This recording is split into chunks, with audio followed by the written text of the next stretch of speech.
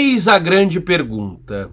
O cinema está morrendo? Vamos tocar a real. Há muito tempo se fala da morte do cinema. Eu vou comentar inclusive aqui de um documentário bastante significativo de 1982 que já falava esse papo de a morte do cinema. Porém, a grande verdade é que, de fato, a gente tem assistido uma série de mudanças, as coisas estão acontecendo muito rápido, inclusive. A pandemia acelerou muita coisa, mas a pandemia não inventou moda, eram processos que já estavam em curso. E a grande pergunta é: o que está em curso, afinal? E isso que está acontecendo é a morte do cinema? Você deve estar se perguntando por que eu tô com esse papo, de onde é que eu tirei isso. E toda essa reflexão veio porque eu soube que o site Legendas TV está encerrando suas atividades. Caso você não saiba, o Legendas TV é um site de legendas.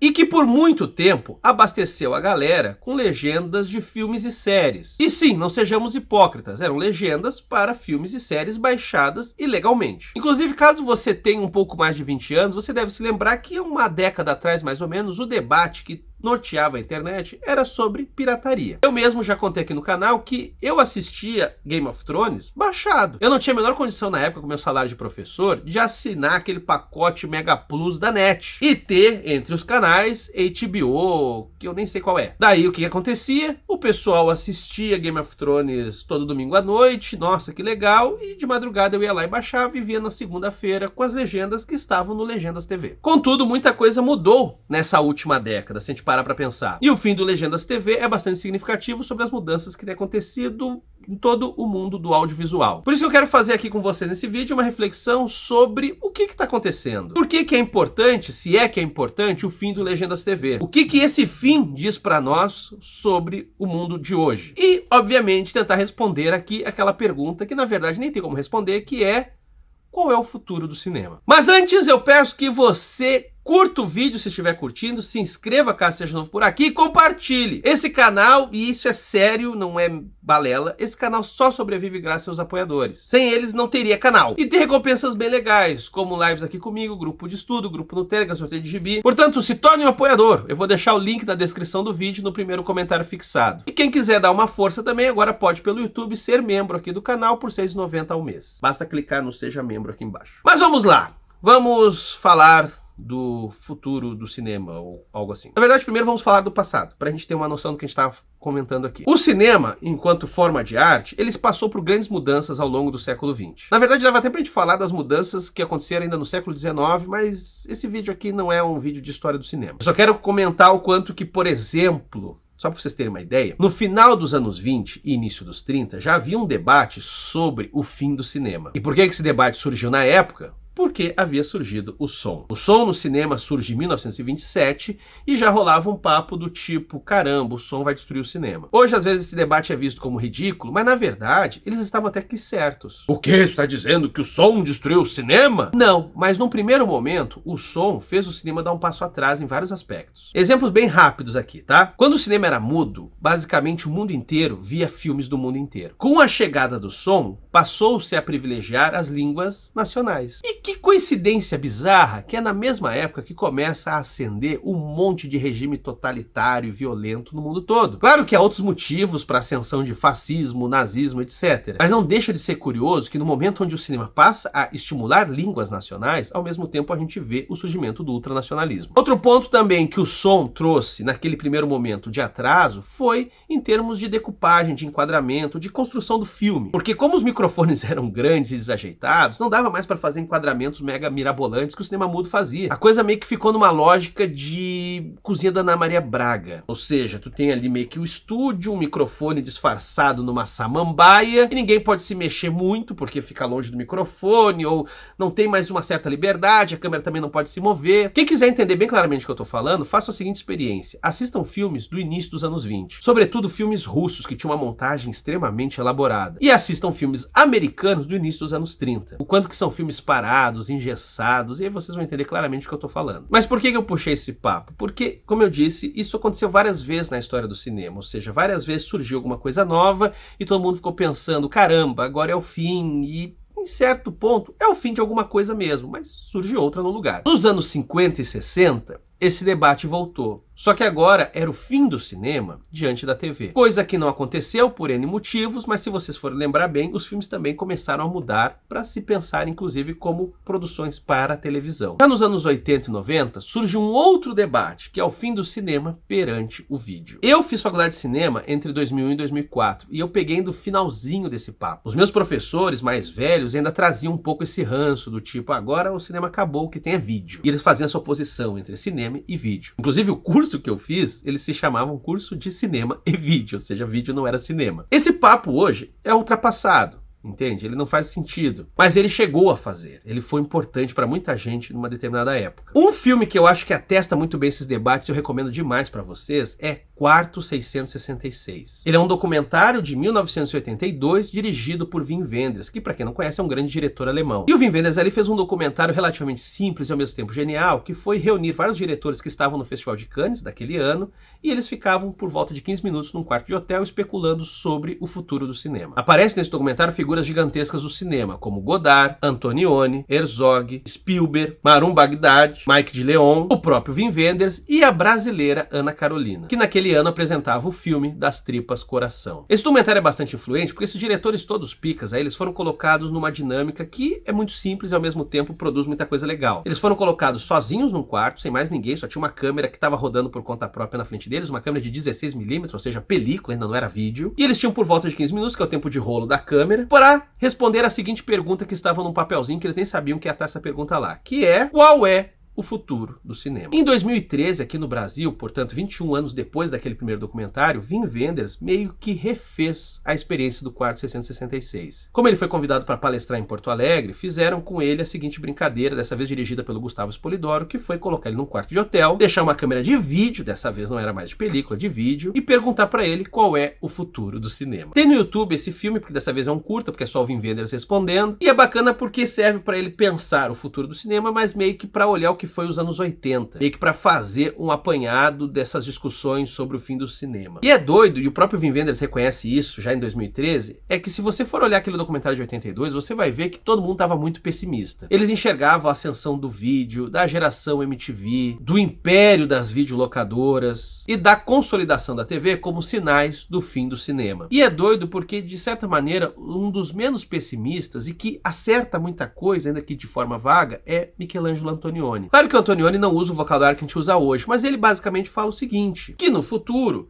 as pessoas vão ver filmes de alta definição em casa e que esse suporte provavelmente vai ser diferente, ou seja, a experiência cinematográfica vai se dar de outra forma. Ele basicamente estava acertando o que veio depois, que são os DVDs e talvez até mesmo os streamings. Porque, pô, é isso que acontece hoje, a gente vê filme em casa, para quem tem um pouquinho mais de grana, tu consegue uma TV grande, ou seja, uma tela de cinema, mais ou menos, mas você também consegue ter um sistema de som bastante interessante, um 5.1, às vezes tem 7.1. Então você consegue sim em casa ter um espetáculo bastante considerável. E ainda por cima, vendo filmes em alta definição por diversos serviços de streaming que tem por aí. Contudo, hoje nós temos novamente um debate sobre o fim do cinema. E aí você deve estar se perguntando, tá, mas qual é o problema dessa vez? Dá para trazer vários pontos aqui. Vocês lembram do Scorsese reclamando dos filmes da Marvel, dizendo que aquilo não é mais cinema, que aquilo é parque de diversão? Existe, por um lado, toda uma crítica do quanto que o cinema contemporâneo se tornou basicamente filme de efeito especial. Mas essa crítica, ela é fraca, porque não são todos os filmes que são assim. Ok, os blockbusters estão com essa pegada, mas caramba, o cinema sempre foi muito maior do que os seus blockbusters. Então o debate mais sofisticado do que isso, a crítica na verdade é outra. O que hoje muito se discute é o quanto que o cinema está diante do seu fim, não tanto por causa dos filmes da Marvel ou coisa assim, mas por causa dos serviços de streaming. E veja, a gente não tá falando do fim do cinema enquanto sala de cinema, que de fato também anda passando problemas. Os filmes 3D nos últimos tempos acabou se tornando esse fenômeno muito para estimular as pessoas a irem à sala de cinema. Porque para pra pensar, né? Se você já tem uma TV grande, se você tem um sistema 5.1 em casa e tal, pô, ir pro cinema já começa a não ser mais tão legal. Afinal, você vai pagar mais caro, você vai pagar a condução, então, tipo, fica uma sensação meio que do tipo, tá, eu só vou no cinema pra ver o filme antes de todo mundo, mas eu também não tô com muita pressa, né? Aí que surge a coisa do 3D, ou seja, uma experiência que só o cinema pode oferecer. Além, claro, da experiência de você estar junto com uma galera imensa, de pessoas desconhecidas. A experiência do cinema ainda é muito divertido para você ver, por exemplo, comédia, todo mundo rindo junto, essas coisas. Mas enfim, o papo é que, de uns tempos para cá, se você for olhar, as salas de cinemas passaram a estimular as pessoas a irem por oferecer diferenciais. Inclusive, por volta dos anos 2010, um debate muito grande era se o futuro das salas de cinema seria o 3D ou o IMAX. Inclusive, eu lembro que o Christopher Nolan, diretor dos filmes do Batman, entrou muito nesse debate em defesa do IMAX. Porque basicamente ele dizia, olha, 3D, daqui a pouco também vai ter TV 3D. Agora, IMAX, não tem como a pessoa ter um IMAX em casa. É uma tela gigantesca. É uma experiência de imersão que, inclusive, ocupa totalmente a tua visão. Para quem nunca foi numa sala de cinema IMAX, é o seguinte, pessoal. É uma tela tão grande, que a tua visão periférica não fica mais vendo pessoas, o resto da sala. Não, você só vê a tela. Além de um som muito envolvente. Por exemplo, hoje você tem o Dolby Atmos, que traz 128 canais de som. Vocês estão entendendo? 128. E não quer dizer que automaticamente todos os filmes compõem 128 canais de som, mas você entende quanto você consegue explorar o som naquele ambiente? Quanto que vários sons diferentes podem vir de vários lugares ao mesmo tempo? Enfim, tô só contando isso para vocês perceberem que, nesse papo aí de o fim das salas dos cinemas, as salas estão se adaptando. E optaram pelo 3D, que eu também acho que não foi a melhor escolha, mas enfim. Porém, eu não falei aqui pra vocês dos streamings, certo? Por que os streamings seriam não o fim das salas de cinema, mas o fim do próprio cinema? Vamos lá, vamos voltar no papo do Legendas TV? Vamos pensar um pouco como é que as coisas estavam mais ou menos há uma década atrás? Caso você tinha uma internet razoavelmente rápida lá pelos anos 2010 e gostava muito de ver filme e série, provavelmente você era um cara como eu. Ou seja, você baixava muito filme, você baixava muita série. Porque parem pra pensar, qual era a opção que a gente tinha na época? Era assinar uma TV a cabo, que na maioria das vezes era muito cara. E se vocês forem lembrar, naquela época o debate na internet era muito sobre essa questão da pirataria. Por um lado, os estúdios, as distribuidoras queriam leis mais duras para evitar que a gente ficasse baixando filme, e por outro lado tinha um debate sobre o quanto que a pirataria era acessibilidade. Aliás, esse debate é muito válido, né? O quanto que a cultura, ela não tem que também ser totalmente regulada pelo capital. Inclusive, isso está na Constituição do Brasil. As pessoas têm direito à cultura. Daí que essa cultura, quando depende de uma coisa que é muito cara, pois bem, daí não é para todo mundo, né? Foi por isso que o debate, inclusive político, em torno do download de filmes e séries ganhou tanta relevância. Porque, em partes, era uma defesa de acessibilidade cultural. Ainda que, claro, né, também tem a malandragem muitas vezes envolvida, porque tinha gente que podia pagar uma TV a cabo, que tinha grana, e ainda assim preferia baixar porque era mais simples. O ponto, galera, é que se a gente for ver, muita coisa mudou em pouco tempo. E eu noto que isso começou a mudar na música. Os Spotifys da vida fizeram com que a gente parasse de baixar música. Não que eles tenham todas as músicas do mundo, mas pro público geral, que gosta de ver aqueles hits e tal, bem, aqueles hits você encontra lá. E por um serviço que é relativamente barato, poxa, se torna atraente. Porque aquele trampo de ficar caçando música aqui, colar, ter que baixar e tal, se resolve por um serviço que toca a música ali na hora e eu pago um pouquinho e eu acho fácil, enfim. Notem como essa lógica se tornou a lógica dos serviços de streaming para filme. Essa é a lógica da Netflix. Se vocês forem lembrar, a Netflix bombou no Brasil logo no começo por esse discurso. Você paga barato, tem um monte de filme e série ali, não precisa mais ficar baixando, e era isso. E por um tempo isso pareceu que era finalmente a grande aposta contra a pirataria. Só que agora, nos últimos anos, a gente assistiu um fenômeno novo, que é a multiplicação dos serviços de streaming. Não só os que já tinham estão mais caros, como é o caso da Netflix, como agora você tem uma infinidade que, meu Deus do céu! Vamos lá, HBO Max, Disney Plus, Apple TV, Star Plus, Mubi, Amazon Prime, dentro da Amazon tem aqueles outros que você pode assinar, Lionsgate, Paramount, Globoplay, tem também da Nickelodeon, pra quem tem criança. Isso pra falar dos grandões, eu nem falei dos pequenininhos aí, portanto é um negócio sem fim. Agora faz o seguinte exercício. Soma isso tudo. Você, hoje, se você quiser ter acesso a vários filmes e séries, você vai estar pagando mais caro do que você pagava o seu serviço de TV a cabo 10, 15 anos atrás. E aí alguém pode dizer, ah, mas basta assinar um ou dois. Gente, não é assim. Vocês estão vendo o que está acontecendo? Hoje é bastante comum você ver séries que estão picotadas entre serviços de streaming. Sim, é um absurdo. Você tem as 2, 3 primeiras temporadas na Netflix, por exemplo, e as últimas você vai ter na HBO Max. Também estou inventando. Mas o fato é que você vê casos e mais casos de séries picotadas, de temporadas que estão em serviços diferentes. Ouvi dizer até o caso de temporadas que foram picotadas em 3, você teria que assinar 3, mas isso eu escutei boato, eu não tenho um exemplo concreto para dar. Se você tiver, inclusive, diga nos comentários, porque é bem interessante ver esse caso dessas séries que estão sendo picotadas e forçando você a assinar diferentes serviços ao mesmo tempo. Enfim, o lance é que aquela promessa de fim da pirataria parece agora sugerir uma espécie de retorno, porque tudo voltou a ficar muito caro e agora você ter até dificuldade de achar os materiais. Você não sabe em que serviço tá. Aqueles serviços que antes existiam, como a Netflix, agora tem um catálogo cada vez menor. Então acaba se tornando convidativo você meio que voltar a correr atrás daquilo que você quer assistir. Porém, tem uma questão aí geracional e, de verdade, você é dos comentários? Me diga se eu tô certo. Eu tenho notado muito com os meus alunos mais jovens, aqueles que têm 17, 18, 19, 20, 21 anos, o quanto que essa galera não sabe mais se virar para baixar coisa. Sim, existe uma nova geração que se acostumou com esses serviços de streaming e eles não sabem, eles não têm a menor ideia de como correr atrás de um filme, de uma série. E mesmo quando eles aprendem e tal, eles não são muito bons em procurar coisas obscuras. E daí que vem o ponto principal desse vídeo, que tem a ver com o fim do Legendas TV e que tem a ver com o fim do cinema. Se a gente parar para pensar, os serviços de streaming, desde sempre, ofereceram um serviço porco. O catálogo deles de cinema é profundamente medíocre. A gente praticamente não tem filmes dos anos 80 para baixo, e quando há esses filmes mais antigos, eles só estão ali porque eles são cult movies. Claro que há exceções, é o caso do MUBI, mas via de regra esses serviços oferecem apenas o cinema pipoca que já está no imaginário de todo mundo. Além disso, esses serviços são extremamente etnocêntricos. Ou seja, basicamente a gente só tem produção dos Estados Unidos. Daí também, outra exceção, a Netflix, que tem investido bastante em séries que são feitas em diferentes lugares. Série coreana, alemã, espanhola, brasileira. Só que não se enganem, por mais que a Netflix tenha feito um investimento aí para ter produções de outros países, o que é algo legal, mas ainda assim, isso são todas produções Netflix. Ou seja, não se compara entre você ter filmes do mundo todo e você ter uma produtora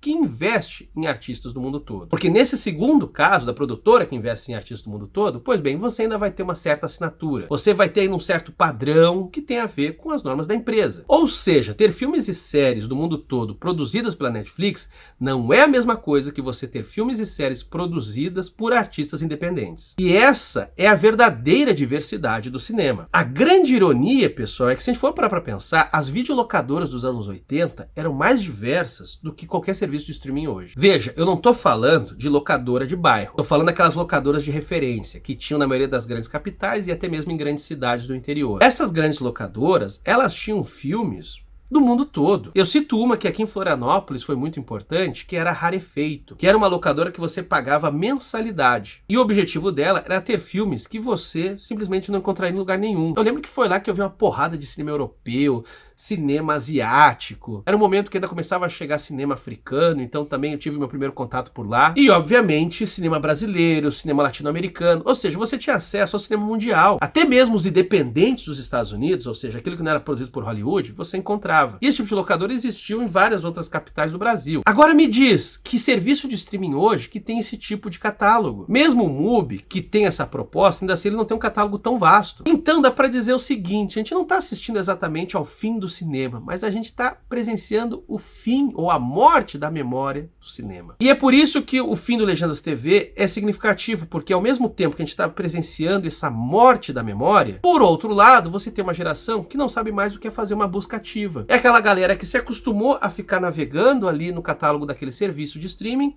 e não sai à busca de nada que esteja fora dali. Ou muito raramente sai em busca de algo que esteja fora dali. Daí aquele mantra, né, do tipo, eu vi tal filme. Legal, tem na Netflix. Ou tem no serviço XYZ. Vocês sacaram, a gente está perdendo a habilidade de ir atrás do que nos interessa. E isso tem uma implicação cultural gigantesca, mas também política. Eu vou ser bem franco com vocês, eu até hoje faço download de filme que eu sei que eu não vou achar em lugar nenhum. Só que está cada vez mais difícil achar esses filmes. Para quem usa torrent, está cada vez mais difícil você achar gente que fica semeando esses filmes estranhos. Esses filmes raros, desconhecidos. E no caso desses filmes compactados, ponto raro, nesses streamings piratas, bem, ali você consegue achar. Só que você acha o quê? Os blockbusters. Ou seja, a gente deu 50 passos para trás. Essa é a sensação que eu tenho. Porque mesmo a pirataria de hoje é basicamente pro cara que quer ver aquele filme da Marvel, mas não tem como assinar Disney Plus. Contudo, aquilo que a pirataria mais almejava, que era tornar acessível a memória do cinema, pois bem, isso parece estar se perdendo por completo. E eu não consigo vislumbrar quem no futuro vai assumir essa defesa da memória do cinema. Qual vai ser a tecnologia, ou serviço, ou movimento político, sei lá, que vai tomar a frente disso. Eu não sei se eu não estou sendo muito pessimista, me diga nos comentários se eu não estou criando um cenário excessivamente catastrofista, mas para onde eu olho eu não consigo ver saída para esse apagamento, para esse esquecimento da memória do cinema. E cabe lembrar, né, esse esquecimento, esse apagamento, em termos comerciais é muito vantajoso. Porque hoje o que a gente mais vê é filme e série que basicamente está copiando filmes e séries do passado que ninguém mais lembra. Até mesmo filmes que eu achei bom estão fazendo isso. É assustador. Vocês lembram do Coringa com o Joaquin Phoenix? É um filme que eu gostei, pô. Mas eu sei que ao mesmo tempo ele é totalmente copiado dos filmes do Scorsese. Filmes que, por sua vez, a grande maioria não vê mais, nem consegue achar pra ver. Vocês entenderam o que tá por trás disso tudo? Enfim, temos um problema aí cultural, político, filosófico pra resolver. Eu não sei como resolver, eu não sei como é que vão ser as coisas. Então vocês especulem aí, vamos brincar de futurologia nos comentários. E tá dada a minha palavra aqui,